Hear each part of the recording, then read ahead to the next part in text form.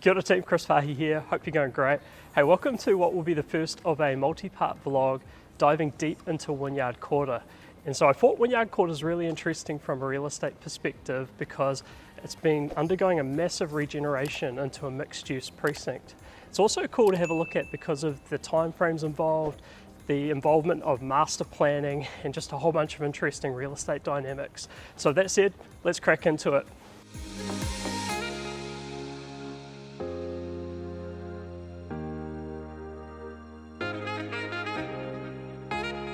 This vlog kicks off by looking at the history of Wynyard Quarter well before its current regeneration. Wynyard Quarter has a long history and role in supporting Auckland's maritime activities. Historically, it was referred to as the Western Reclamation, with the last bit of reclamation work completed in the 1930s. It was initially used to support the timber trade and over time transitioned to bulk petrochemicals, which is where the name the tank farm came from.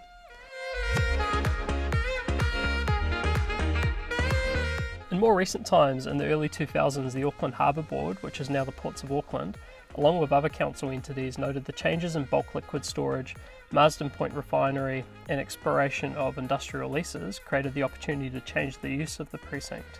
In 2006, the Auckland Harbour Board transferred 18 hectares of land as part of the wider 35 hectare precinct to Auckland Regional Holdings, which is a council entity. Council established the C+ City project and subsequently created a council-controlled organisation called Waterfront Auckland to look after the development. Now, if you went to the early 2000s, the area was a mix of heavy industry with bulk petrochemicals and marine industrial. If you look at the streetscape prior to its regeneration, it was a mix of low-rise commercial and industrial buildings and the various tank farm assets. You actually see a very similar mix of activities right now along Beaumont Street, which still retains a lot of that marine industrial activity.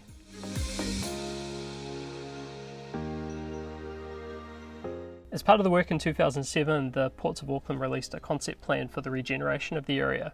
It's quite interesting looking back at that design concept because you can see some of the items that were preserved and some of the items that weren't preserved. For example, the original concept plan had the North Wharf hospitality area, Jellicoe Plaza, and various tree-lined streets, but there's also other elements like the reflection pool that didn't get pulled through in that same sort of design. Public feedback at the time was that there was a strong desire to add more public access to the waterfront, and subsequent designs became more sophisticated in that regard. And so that takes us a little bit closer to the present day in 2011, when the first stage of regeneration was opened up. This included North Wharf, the hospitality area, Te Awaroa Bridge, and Karanga Plaza. And so we'll close this vlog out in 2011 with the waterfront plan largely being integrated into the city centre master plan.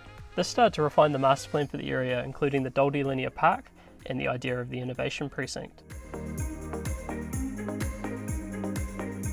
Reflecting on all of this, a couple of the takeouts for me are how Wynyard Quarter presented such a unique opportunity to do something really cool, but that also a big part of delivering this was all of the effort placed into master planning for the area.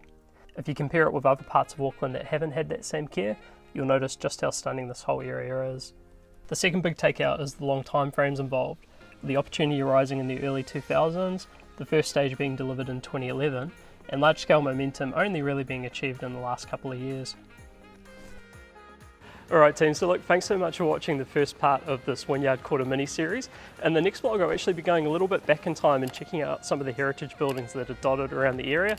With that said, make sure to like and subscribe, and we'll see you next time. Cheers, bye.